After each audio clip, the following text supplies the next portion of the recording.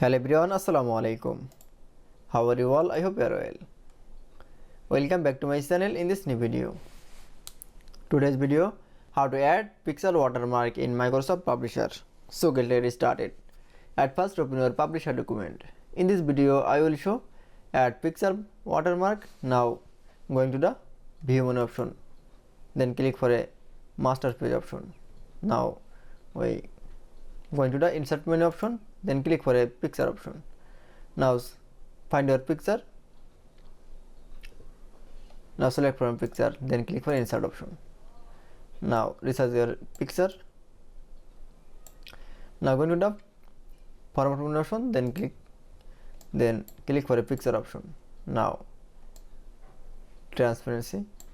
Now click OK. That is. Now click close the master page. Now type a text. Now draw a text box. Now type from text.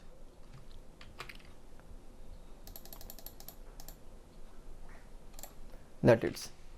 Then you can say add pixel watermark in publisher document is very easily. I hope to enjoy the video. Please like, comment, share and subscribe my channel.